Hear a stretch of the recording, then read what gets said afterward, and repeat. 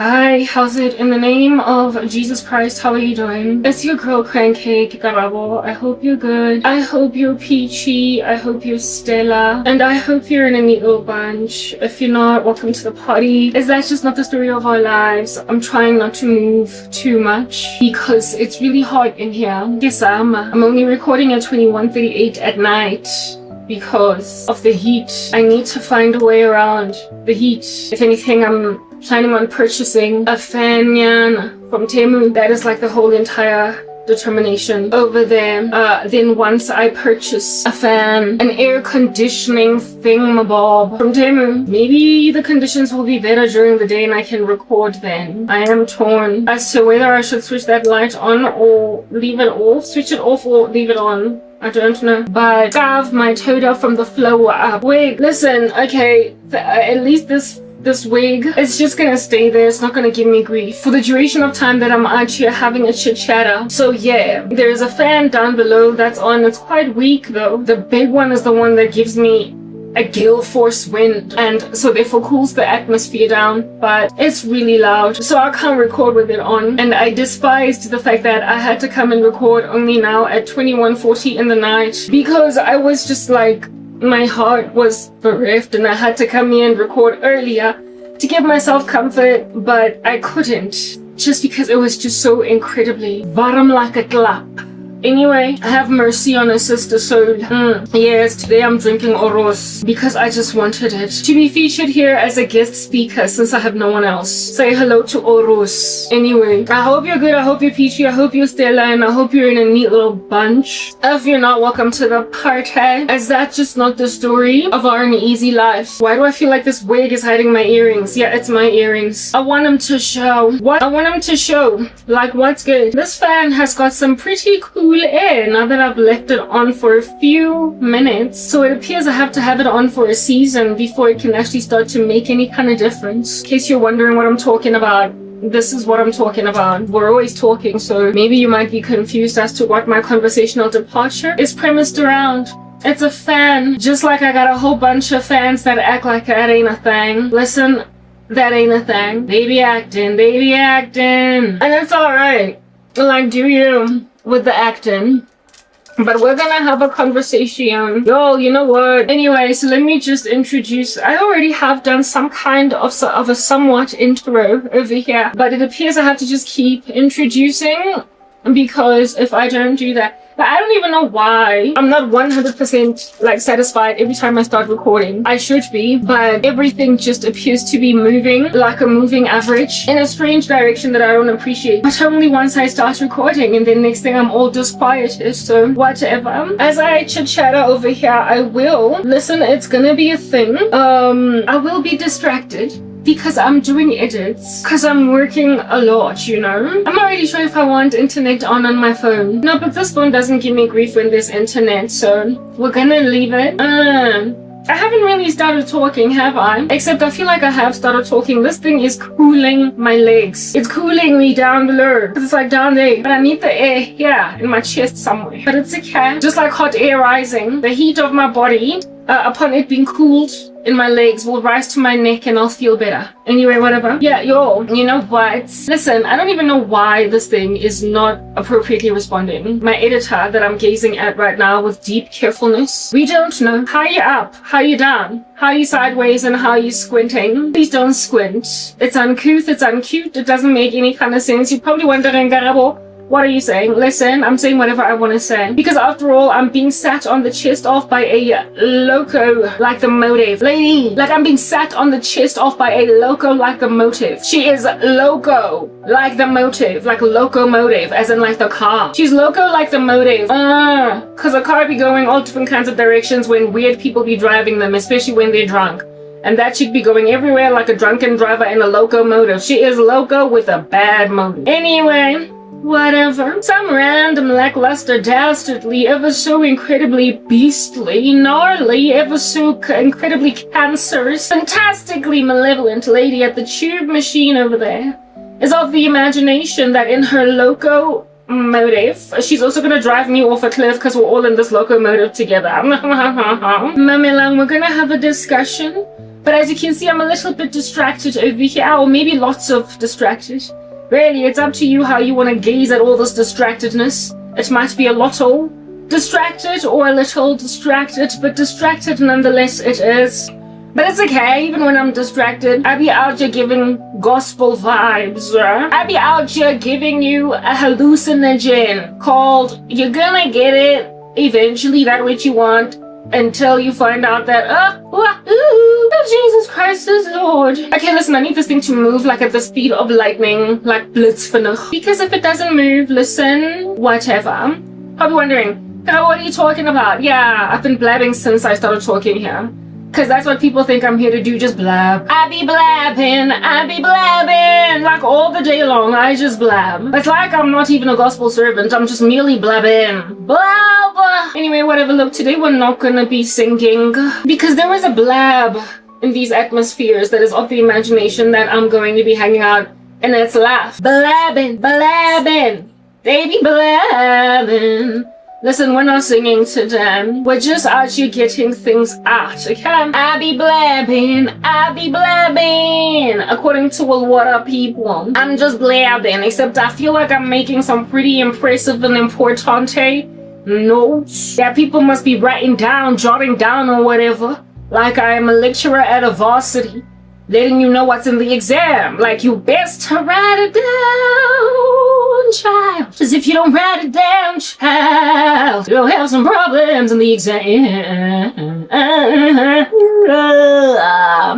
I be blabbing. I be with you now, I can't multitask. Anywho, anyhow, are you alright over there? Not that I be caring. After all, everybody that is out here wreaking handsome havoc in my uneasy girl, that's the perfect lighting. I like that.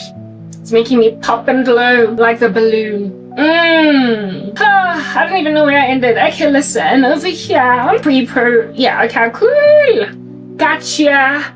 Right, let's have a discussion, let's have a chit-chat, let's have a conversation, let's out here embark on 2 cents worth of a conversation. What's up? How you doing? In God's name, in the name of Jesus Christ, it's your girl Cranky. I'm gonna reintroduce like all over again from scratch, like it never happened before. I hope you're good. I hope you're peachy. I hope you're Stella, and I hope you're in a neat little bunch. If you're not, welcome to the party. Is that just not the story of our lives? Today is the 13th of November 2025. It is presently 21:48 in the night, and it is a very warm night. But it's alright because I've got a fan down below by my legs that's making everything that much better. We don't really understand what's going on over here because my stuff appears not to be exporting, and we're not happy. We're disquieted by the fact that there is no export in progress, so we're just gonna force quit an application for a minute before we continue on. Anywho, so it's a very horrible day. It's been a horrible day. I'm under a severity of attack, but listen, it's okay because at the end of the day, I'm gonna win. I'm like Van Damme, and you're like Tompo in Bloodsport. You play dirty, but I'm gonna win. I keep saying that. Get it showing shortly now. Listen, the best is yet to come. Get it? It's like a whole thing. But there are individuals in these uneasy streets with all of their naivete that offer incendiary imagination that someday, somehow, somewhere, one day's one day. And I'm like, you know what, listen, I agree that one day is one day, except the one day over here is my day, because all along it's been your day, hasn't it? All along it's been the day of all of my enemies, so I just need to put it out there that your one day is one day. General conversational departure is indeed accurate. One day is one day where I win, because so far you've been winning, or at least it appears you've been winning. Why would you be winning? Who wants to live in the dystopian nightmare that is my particular existence lesson? Who wants to live in the dystopian nightmare that you've created for Lady Chica? But like for like a general thing that everybody's doing, or who wants to just be hanging out in all that dystopia? It is evident that it's never gonna happen, and we're gonna have a discussion. I'm not the type you're clear, so all the best over there with all of those cancerous plans. All the best with all of those carcinogenic plans, proper. All the best. But what I gotta say is like lebalang. So, Just in terms of my ministry, don't live like people do, just like the memory. Gaze at whatever you're gazing at over there. Let me just introduce my captions wherever they may be. Very potentially over here. I've generally got a CI these days that just kind of works. They're not always accurate. I don't edit them. They're just auto-generated by an app, and I'm just like thankful for that. So they might be every so often just not the real deal, but I like them because they're colorful and I'm colorful. If I had an incentive, I would edit them, but like we don't. So yeah, over here there is my scripture of the day, and it is in tandem with whatever we're talking about today. So gaze at it with carefulness as with a magnifying glass and be edified by it. Hallelujah. And then just in terms of my face, like proper, I am wearing application makeup. It's not the real deal. I bet you can tell. So if it falls off of my face every so often, no, I'm not shape shifting. We don't do magic. Only Jesus Christ. So that's it, like proper with the caveats. We're done, mamelang. From me as much as you want, not me as much as you want. Popeye me as much as you want, dance around me. As much as you want, cha-cha me, like you're doing the dance as much as you want. Freak me out, like you was a poltergeist as much as you want, but I'm gonna win. Mamelang, I am going to win. Osingana o osutlekhileng ko the tube machine. Listen, Lady Chica, I don't know who you is, but the way you be acting where I'm concerned, be telling me that some kind of way, maybe somewhere jagat. Maybe you know me. You may very potentially have known me, because God keeps comparing you to this one chick that I used to know when we were growing up. She was more the friend of my cousin, more than she was my friend, but because I was always hanging out with my cousin and my cousin was my best friend, yeah, I just kind of followed her around everywhere. Everywhere where my cousin went. So one holiday, I went to go and visit her in Tladi, Soweto. And then that's when I got introduced to this chick that I'm talking about right now. She had a reputation from long ago. My cousin had told me a lot of stories about her, because my cousin always told me stories about people that she was particularly besotted with, people that she was friends with. She would every so often kokala me. After all, we were bomba besties. We told each other everything about everyone in our uneasy lives. We went to different high schools. I went to Sir John Adamson. She went to Sandringham High. So with my cousin going to that high school and me going to that high school, every so often when we connected over the school holidays or whatever, Lady Chica, she would then tell me about everybody at her high school or everybody that she met at Gandhi Square or Vanderbijl. Back in the day, we used to call it Vanderbijl. Remember, before they changed the name? Yeah, before we went to Gandhi Square, all her feats go Gandhi Square, all her feats, Honako Sandringham, all her feats, all the people that she met. My cousin was quite popular and she knew just about everybody in the district of Johannesburg in schools. She then told me about you, but this was like way before. I knew you when we were in grade maybe 9 and you were in grade 10, 11 because you were like 2 years older than us. Yeah, my cousin was in grade 9 and nearly Gee, she was jumping up and down like oil in a frying pan, a pa. So she used to hang out with older girls that were like sleeping with the whole township. Listen, I don't know what it is about all girls schools that Alger produces incredible incendiary harlots, but there was this like high school batch of girls that my cousin knew that she got introduced to somewhere in the party scene, somewhere in the jajarah scene. Somewhere in the young girls that out here don't know their mama's names because papa. Yeah, that's what's giving. Yeah, my cousin. Yeah. Given that Lena, she didn't know her mother's name because Nele Chachi used to always just, hang out with other little, just dastardly children that don't care about parents' rules and that strangely are able to be at nightclubs at 14. Like, listen, I don't know how that even happened. How you got in, I don't know. How you were able to afford it? Okay, that makes sense, because after all, you were hanging out Nabo Put Madlisa. No, not Put Madlisa, guys that could afford to pay my cover charge and whatnot. Partied a whole bunch. My cousin used to give her dad grief from here to Timbuktu, because Ona Papa Nele Chachi, she was all over the streets, but I wasn't. I was the quiet, shy type, like the song from back in the day. You're the quiet, shy type. Yeah, so because I was a quiet, shy type at an academic, I I was a late bloomer, but I had a best friend cousin that we came up together with. They always used to tell me bonfire stories, and I would chill there, rubbing my hands together on some every time I would visit her over the school holidays. And somewhere in grade 9, maybe grade 10, our grade 9, grade 10, that chick's grade 11, grade 12. Yeah, she then told me about some chick, let's say her name was, I don't know, Lorraine. Yeah, like I can see clearly now, Lorraine is gone. You're about to be like Lorraine, like totally gone. Yeah, let's say this chick's name was Lorraine. She met a chick from a high school. She met a chick from Waverly Girls High School, right? I don't know how, because I mean, Waverly Girls was kind of far from Sandringham High. Like, it was kind of far. But you know, Gandhi Square, you all be collecting dust in that general area, like hanging out for like ever and a day. And then you meet people from different schools. I never used to hang out a lot for Gandhi Square because I didn't need to. You know, it was never a detour or a route that was taken before I could get home or whatever. So I'm glad that I didn't get to hang out a lot, go find the bay, because like it was crazy boulevard. Like all these kids, they just do strange things. You used to meet all different kinds of kids from all over Johannesburg, just clumped up in that joint, and then they just got up to nothing good. So I'm grateful that I was always just kind of incubated in my general geographical location where I stayed, or that I would have to go to North or Bree instead of the hype and happening Gandhi Square. Anyway, whatever, but my cousin was always all up in those Gandhi Square streets, and that's why she met all these like colorful people from all over Johannesburg, all of these kids. And because my cousin was a chachi that looked a little bit older than her years, even though we were the same age, she just used to hang out with other little chachis that knew a little bit too much as well, right? For kids.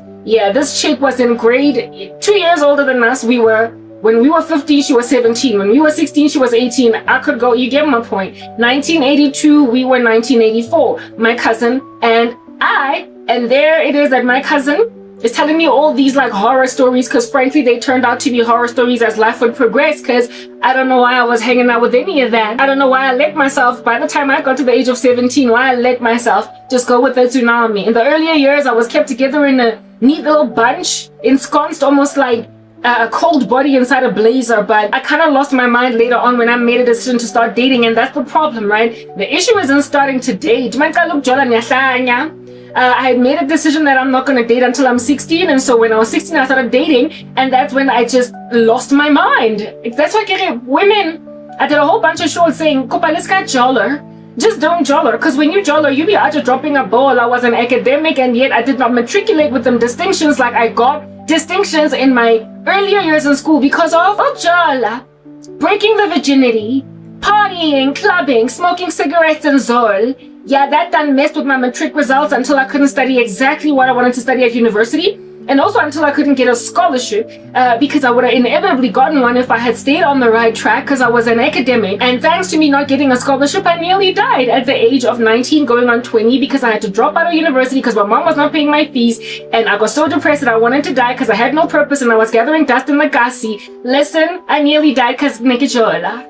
Yeah, I nearly died because naked Jola. But anyway, let's just get straight back into the thing. When I was in grade 8, grade 9, grade 10, I was such a good girl. I was such an academic. I was an up and coming. I was adored by the teachers at school. I was a teacher's pet. I was the chosen one. I was the girl with a capital T. But my cousin was always that rando. She was always that rando. She was always just kind of, you know, dusty, ashy on the knees and everything. She was always about these streets. That's why she was always dusty, my strata. Where do you get the money to be all up in these streets, and where do you get the allowance to be all up in these streets? Because, I mean, last time I checked, your dad, my uncle, yo, that dude is strict. I don't even know how you managed to go to so many parties with that kind of dad. But, you know, these kids manage. They frustrate parents until they turn blue, pink, and purple. So anyway, whatever. Yeah, my cousin did used to frustrate her dad until he turned blue, pink, and purple, and one day he just let go. Like, he let go. Like, you know, when a kid is just like, yeah, the dad got to a point where he was like, let go. One time, you remember? Up and down this road, walking the light. I made mistakes in my life that I just can't hide. Oh, I believe I am an McBeal, favorite show. Yeah, you tell me when Ally McBeal was a thing airing out here on TV3. Hey, yeah, it was totally on TV3. I remember that. I probably remember that though. Yeah, it was not even SABC 1, 2, or 3. It was just TV3. Yeah, Ally McBeal used to air on TV on Monday at 9 p.m. on TV3. Monday night, TV3, Ally McBeal. And I used to tune into it. I loved it like a fat kid loves cake. And one day, her dad had to be knocking, okay, on our door during a school night, halfway into Ally McBeal, and that was the days of programmed television. So listen, if you miss an episode, you're done for. There's no PVR, there's no recording. Maybe they could replay it again during the day when you're in school or whatever. So if you missed one episode of Ally McBeal, girl, it was done for. You're gonna have to hear what happened from your friends the next day in school. So I was upset, I was blowing steam, and it was coming out of my ears. Because what in the world, you're making me miss Ally McBeal? Because look at her dad. So this is what, grade 9 maybe? You tell me, when was the Ally McBeal airing for the first time in South African television? 1999, yeah? Grade 9? Go. Oh, uncle, Utliloto Chaka on a Monday. Did you miss your sister that much? Dad, uncle, did you really miss Usiswako that much? Huh? Okay, listen. My nose is running like Forrest, so have mercy on a sister girl. Herein lies 9:30. It was 9:30, halfway into show, yeah, Ally McBeal. I'm out here trying to figure out what's gonna happen next. It was my favorite show, literally by far. Okay, on TV, I bet you can tell, because some of my personality was lent over from some of the characters over there. I loved Ling. Anyway, whatever. Here it is, I'm watching Ally McBeal in the middle of it during the days of programmed television, where if you miss out, listen, Dololo, it's over for you. You're just gonna have to get the information from some people. All right, the next day at school. And here is this 14-year-old going on a 15 years old watching Ally McBeal at 9:30 on a Monday night, school week, school day. And her dad is like, kwa, knocking on all up in our door. And then my mom, of course, opens us. I'm like, oh, Putwan, brother, are you here to visit me? Weird time. And my uncle is like, yeah, okay, sure, what's up, what's good? But I'm not here for pleasure. I am here to grab that daughter of yours to come and show me that child of yours, that Karam Zamzam Oako. Yeah, no, okay, this is definitely grade 10. Now I know. This is age 16. Yeah. Age 15 going on 16, grade 10. It's definitely grade 10. Because that was the first year that I started dating. Because I made a decision that I'm going to only start dating when I'm 16 years old. But I was still pretty much of a neatly tucked in together girl, right? I was still like well behaved. Still a virgin. Still, yeah, you get my point. And I'm out here hanging out in the streets of Ally McBeal Boulevard. Ally McBeal Boulevard. I am suspense, watching my favorite show. The dad is like, Gwa comes in, and my mom is like, you here to see me, brother? And the brother's like, no, I'm not here to see you. I'm here to see your daughter. I'm here to see your daughter. I was like, me? I've never had my uncle visit me in his own personal capacity. Pray tell, what want you from me, uncle? Oh, I am not your age. I am not your peer. Why want you me? But you see, the dad was all up in my uneasy, unfortunate grill, right? Yeah, trying to come and see me because his daughter and I were bomba besties. We were tight like some skinny jeans.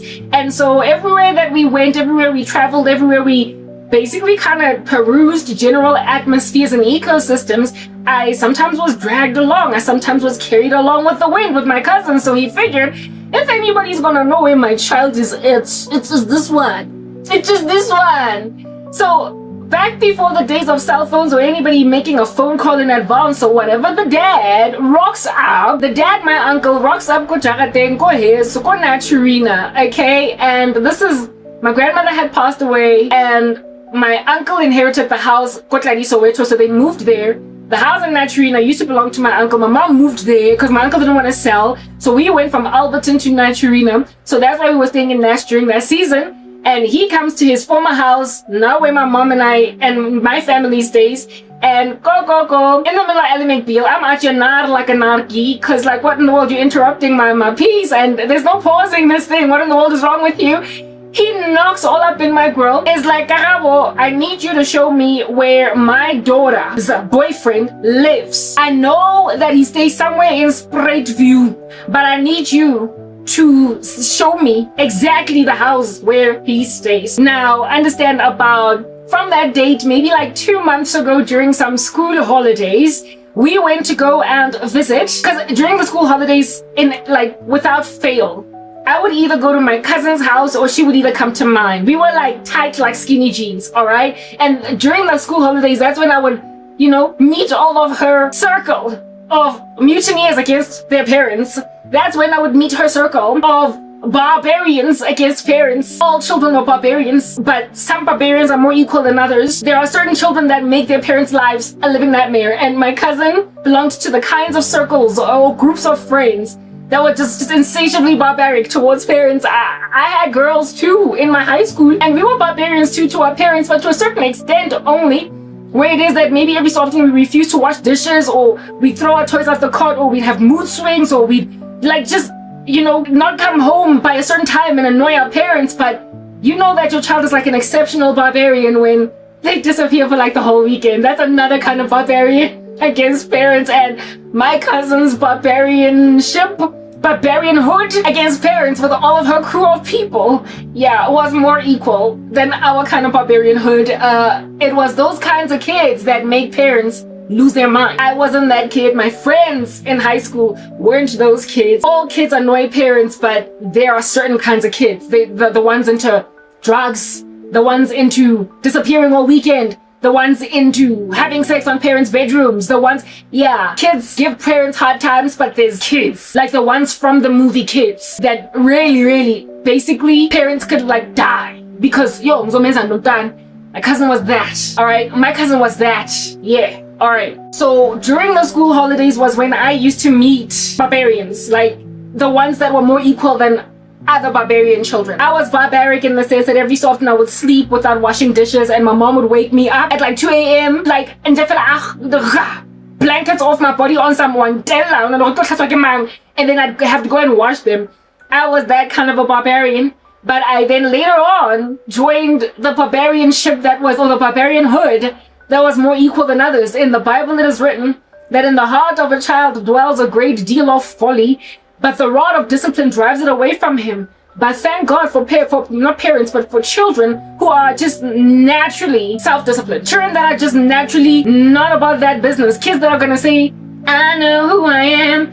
I know I'm special. I don't need drugs. I'm addicted to life. Remember that advert? Anyway, there are kids who are going to be like, no, I'm not going to experiment with drugs. No, I'm not going to drink. No, I'm not going to this. No, I'm not going to that. I'm going to stay in school and I'm going to study. And then there are kids that are just taken away by a tsunami and they lose their minds. I was in the earlier stages of my upbringing, the I know who I am kid. And then, peer pressure, bad influence. I became barbaric. I became more barbaric than the rest. Anyway, whatever. So during the school holidays was when I met Tarzan type barbarian. That's when I met Neanderthal children.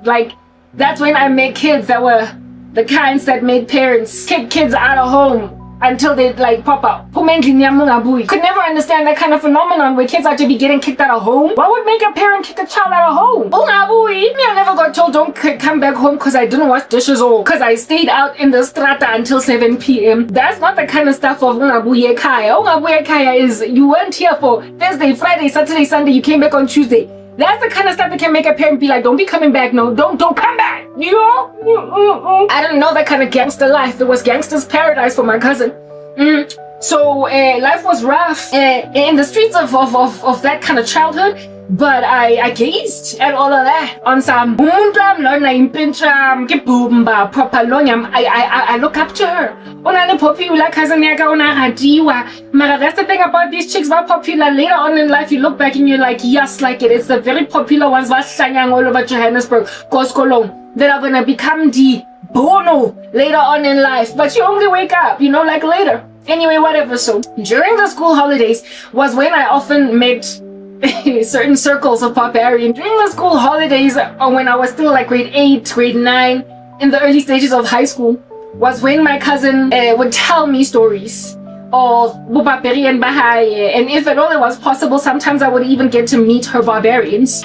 her kinds of barbarians. Like I said, all kids are barbaric, but some kids are more barbaric than others. There are different levels of barbarism over here, okay? Yeah, okay. So because my cousin and I used to visit each other every holiday, interchanging, you go to my house, I go to your house, etc. If at all I went to her house, right? Every so often there was a plan for the parents had a plan to rather send her to another cousin's house. And when we were growing up, my cousin's mom had this, listen, I don't know, I think it was my cousin's mom. My cousin's mom is the one that's married, that's the in-law, right? Her dad is my mom's brother, and so the mom is the in-law. Therefore, the cousins of my cousin that are of the in-laws are not my cousins, if you know what I mean. They're her cousins but not mine type setup thing, because it's the in-laws sibling set. So my cousin's mom had this either cousin or sister, but I don't think it was a sister, I think it was my cousin's mom's cousin, right? And that woman had a daughter that was our age. She had a daughter that was our age, that in the very beginning of our lives we used to hang out with her, but we were removed by several degrees of separation, so every so often we never used to see each other for like stretches of years on end. And so the last time we had seen her, I personally had seen her because she wasn't my relative, was when we were all just like preteens, toddlers, like very young, not toddler, but like maybe preschool, preteen. That was the last time I saw, maybe like, yeah, preteen, let's say like 11, 12, 13. That was the last time I'd seen her. So years had now progressed and we're now like 16. And it's the first time I'm seeing her as a teenager. And of course, as a child, na papa, mara na papa the way that children papa, right? Na papa the way that children papa. And then one school holiday, I went to go visit my cousin, and then my cousin's parents just packed us together and we went to go and visit my cousin's cousin, who was now the daughter of her mom's cousin, yeah, in Leondale. And that's where, yeah, freaking Katazo, that's where basically that was the beginning of all ruination of my life. Like, that was the beginning of the end for me. That was the beginning. Yes, you guys, I often wonder, like, if I had just stuck to my own sphere of influence, what I would have met in life, what would I have done with my life? Listen, I've been hurt by my own friends that I made in my own capacity, all right? Like, as in, I got introduced to them myself. No one introduced me to these people myself. So because they introduced me to Njaena. I've met my own zinjas, right? I'm a guys, like, as in the ones who shattered me to a million pieces. Izinja ezingi ingati I was pattern yahoroga diapa ngari seamstress are the ones that came through, the kinds of children whose barbarism is more equal than others. The ones basotlang batswadi ne dagamiswa ngama drugs, and the ones basotlang batswadi ka go sa gutli gae for 4 days. The ones basotlang basadi ka di party le di eng basotlang, yeah. When I started hanging out with those kinds of people, the ones who were doing like very hectically, yes, like it, but these ones, I've been so glad by my own friends from Eskolweni, Naseva City and whatnot, that I met in my own capacity. But the ones that ruined me are the ones that I got introduced to by someone that, by mere virtue of being connected to this person familiarly, I found myself hanging out in extreme circles, as in circles that don't make no kind of sense for the kind of girl that I was, evidencing that if my cousin was not in my life, if we were not related, or if we were not tight, the circle of influence that I would have amassed for myself would not have been as bad as what I ultimately got. Papa, and my ex-boyfriend's wam, angi bishize, as in my head on the floor with my brains, my gray matter on the wall. I'm through this cousin, like, listen, I'm telling you now, as in, when the Bible says bad company corrupts good character, you can't.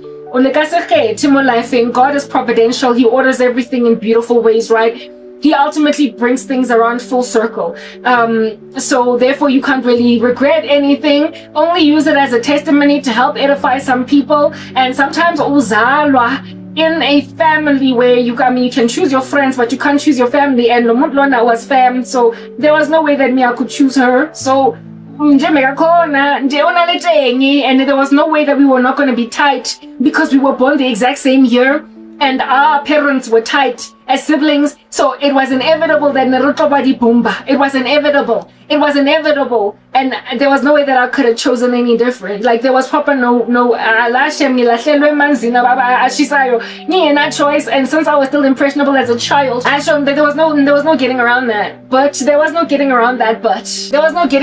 But anyway, y'all know I can tell stories, so we're gonna go Sio Miandara, Sio Kuluma. I can speak for hours, so grab a tissue and start to cry and dab. Grab some juice and start to drink. Cause we gonna be here for a minute. So during my school holidays, where I was hanging out in Pumbaya, this best of a cousin, that's when I got introduced to funny little circles, like the friend that takes you to a strip club for the first time. She was that kind of girl, except instead of a strip club, introduces you to just absolutely invigorating people, because that's what a drug does when it comes into your body. It invigorates you. You feel energized. You feel like, whoa, I've never seen the world like this. It looks like a kaleidoscope, but it's fool's gold, and you crash and you burn from it. You fall like a thud from that kind of atmosphere, but it invigorates you for the season of time that it's doing its rounds all up in your grill. And this cousin of mine introduced me to some invigorating randos.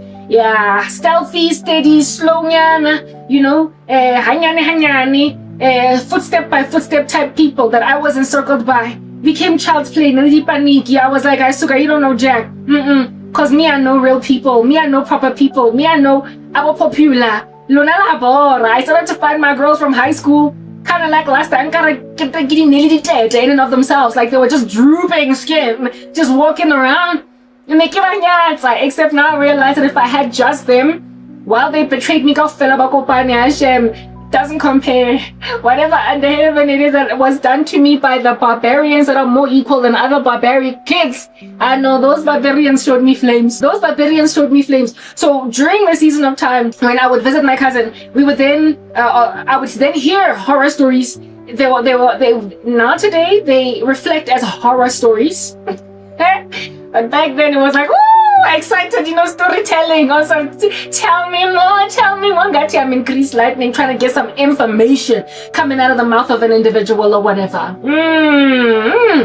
Yalla, like I said, even Maximus Stratzing, so, this cousin of mine had big stories because of how she presented them, and happy because of how much I just used to look up to her. I used to love her so much, and you know, the two of us, I was like the dark girl and she was a yellow bone, and so she was very, very popular everywhere. And so because Nali popular, I looked up to her. She was like Iposiam, if you will. Therefore, everything that came out of her mouth was inerrant. Everything that she was like proper inerrant. Ingati, she was Jesus. I deified that chick. She was my idol.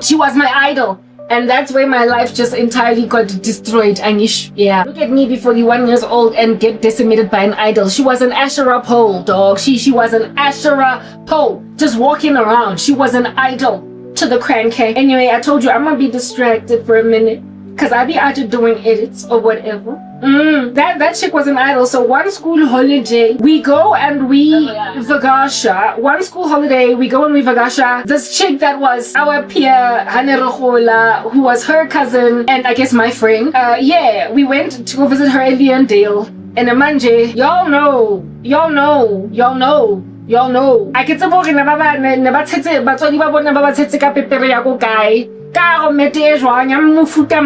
can say bana ba call the East Rand of Johannesburg. Baba pegging a what?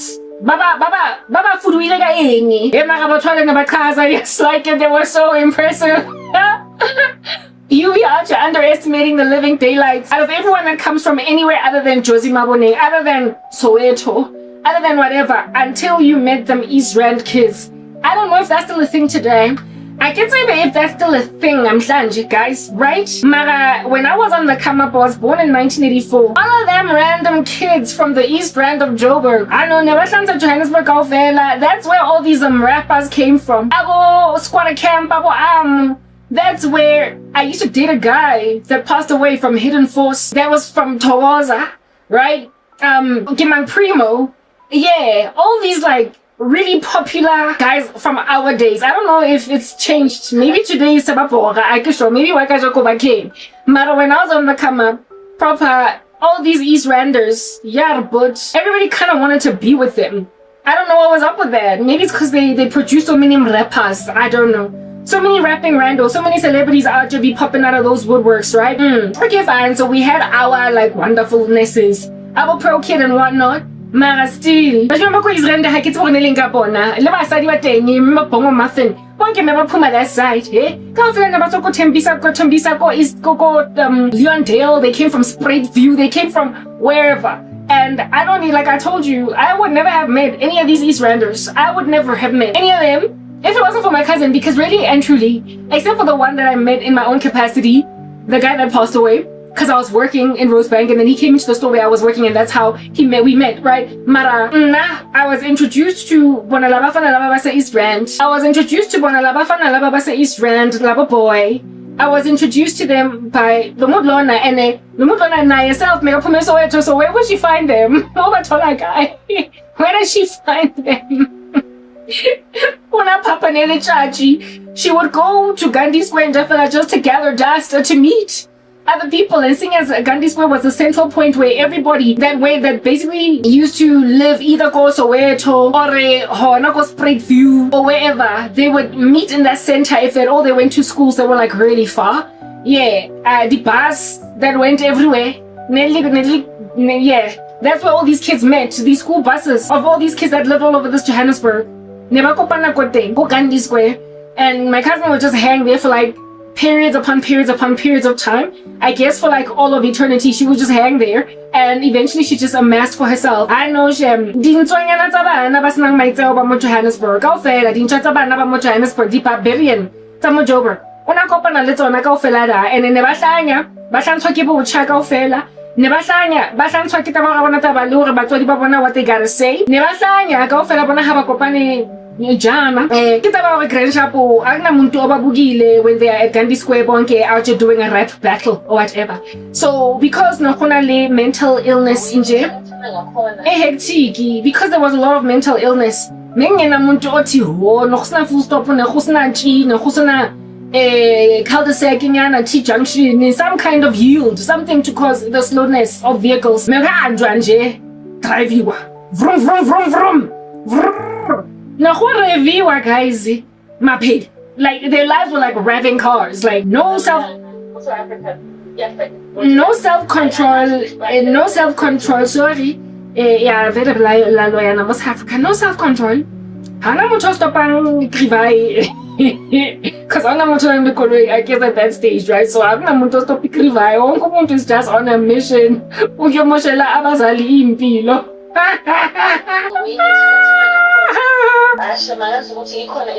Yeah, no, the way these people that destroy parents' lives, Gandhi Square, and a lot of them were from the east of Joburg, and I guess what I could kopana le mifuta ya bana ene tshwana le mifuta ya bana ba go East Rand. I know, Chef. They didn't make them equal. Like, they didn't make them like them Santon boys. They didn't make them like them Soweto boys. They didn't make them like them Atteridgeville boys. It doesn't, hey, how no talk is rendo, unole something yana, unole something yana, yamufuta wako bamba patoka di jeresili di washi. Crash up no shine, but everybody thought you were amazing. And I thought that too to a certain extent. So, one school holiday, one fateful school holiday, I guess, hey, yes, my cousin in Javilla just introduced me to Abantu, I'm very mentally ill, Abani. And I lost my entire future because of meeting that came through my cousin. Anyway, whatever. So one holiday we go to Leondale, where this one girl used to stay. Well, when my cousin's cousin used to stay, and there's one school holiday, but during the day. Parents are gone during the day. Mother is gone during the day. It was a single mom, right? Gone during the day. And so, I mean, this chick, like situations were quite dire, right? This chicken, as in my cousin. Anyway, yeah, this chicken, una papa, she was all over the streets, right? She stayed in Leondale, and Leondale is like, there's just a bridge separating it and Spruitview. And East, whatnot, they're like all over those streets, like just littered in that general ecosystem. Okay, and My cousin had, by the time I went to go and visit her during those school holidays, she had already met these guys and she was already dating one of them. And that was the reason why she asked her dad during the school holidays, let's say her name was Patricia, Patricia these holidays. And the dad, and so nothing, because you're going to go see your cousin, fine, whatever. So I guess this time around, holiday. Type setup thing. The reason why this time around his daughter wants to go to Leondale is because Ona boyfriend, and I don't even know how she met him. I believe that she met her boyfriend like just all over Johannesburg. And so my cousin used to party. She'd been to clubs at the stage. I had never seen the inside of a club at that stage, right? So I don't know how she met this guy, but I do know that the motivation behind us going to Leondale, the one school holiday, was her boyfriend. She wanted to be able to see him every single day. She wanted to be able to easily see him. It was her boyfriend. I knew that, because by the time we went there, Mrs. Abad already. So because my cousin wasn't even tight with her cousin, the way that my cousin wasn't tight with her cousin, the way that the two of us were tight. So why she made a decision one holiday? It was just this cousin that stayed in Leondale, like one holiday. It was not bizarre per se, but it was just kind of ad hoc. It just popped up like a bat out of hell, like out of nowhere, right? Because under normal circumstances, she would have chosen rather to hang out somewhere else. She would with me or she come to my neighborhood. And usually during school holidays, we do a lot of times we just kind of hang out in where we stayed. Maybe we would Zola, like, hey, moving to Soweto was the most was the worst thing that could have ever happened. But we used to Zola when they used to stay in Naturina. We Zola'd, like just Zola, right? And then go back home. But hey, yo. Turning point, like Charlie Kirk's organization. The turning point was that fateful holiday for Leondale when my life basically started to end. Okay? Yeah, the turning point was that particular fateful holiday because it also ruined my life and it also caused me to meet people. Listen, it ruined my life not because of my own decisions. I finally made a decision to break away from certain company, but it ruined me because I'd already met them. Okay, I had already met them. That's what happens when you degrade yourself, when you downgrade yourself, when you allow yourself to be littered amidst a people. They can literally mar you. Listen, there are lifetime consequences to actions that you made haphazardly as a child or haphazardly as a young adult, a university student. Y'all can tell when you're hanging out with certain people that are obviously taking you on a strange trajectory. You are euphoric in the season of time when you're hanging out with these people, but you know and you know that they've also made you do things that are not how you are. They're not how you are. So even just the folly of youth, that on its own is not enough to make a person entirely ignorant of the folly they're entering into. The issue here is in the euphoria that you feel when you're amidst a people that are like a drug. Indeed, it is destructive to the body, but it gives you a seasonal high. You can tell when you're young, when you're hanging out with the absolutely wrong crowd. You know it. Listen, let me be your mantle, your example, your monument, because the decisions you make to continue to hang out with can do what under heaven is now my life. When people don't make no kind of sense, when you finally snap out, do you understand what I'm saying? Of the season of time when you were hanging out with the worst of people, they're not going to snap out of the fact that you snapped out of them. When you move on from them, they're not going to move on because you see, you are always here. And they were always just whatever was hovering around at below sea level. They were never in your league. You downgraded yourself for a seasonal fix. Do you understand what I'm saying? And when then you prop up, you straighten up and you fly right and you square your shoulders, they're gonna be like, over your dead body, over our dead body.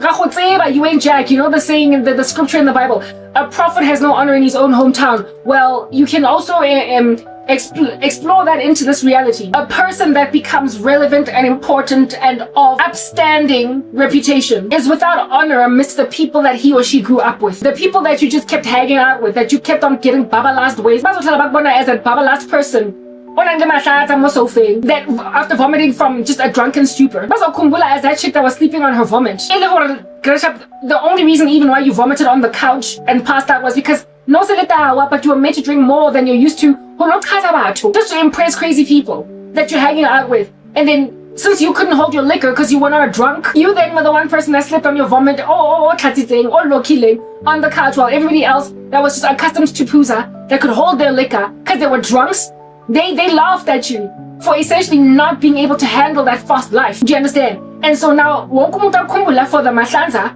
all over your cheek on a sofa in a club will always just want to see you as that. As umuntu, you were the first one wokuloka karabo, you were the first one you were the quiet one. Nole ole shy, nole ole sabuing, nole yeah, but the reason why I could not be as loud and as boisterous and as energetic and as hectic as all of y'all was because I was always out of place. Mara, I was euphoric about the fact that the popular kids like me and they are hanging with me and I'm one of them. But I was never one of them truly. And so when then you become who God made you to be, on some not on my watch.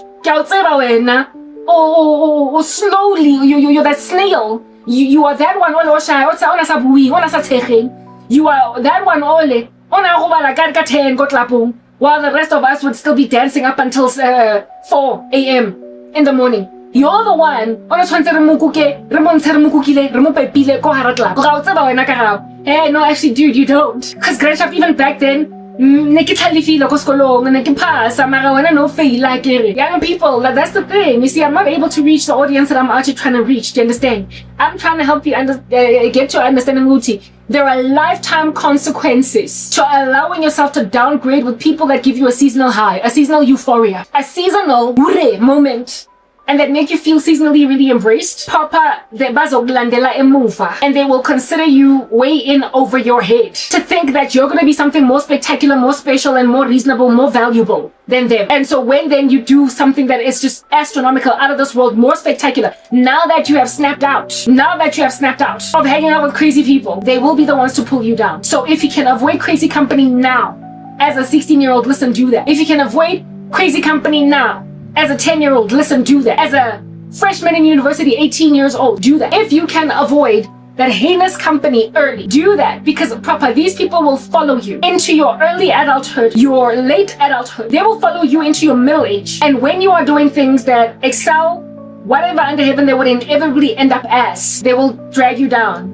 And in South Africa, I hung out with crazy people. Like I said, all kids are barbaric, but some kids are more barbaric. Like, all barbarism in children is equal, but some barbarism in kids is more equal than others. Kids that disrespect their parents because they don't want to clean their bedrooms ain't jack in comparison to kids that be out to giving their parents heartaches from just hard drugs or hard alcohol or never coming back home. Or the whore girl that sleeps with like 10 boys in 1 month. I mean, that's a different kind of daughter versus the one that passes you shade and bangs her door and doesn't want to clean the house and that gives you a headache because she keeps on bullying her brother. There are kids out here that make their parents' lives near on impossible. And I was not that kid, whereas my cousin was.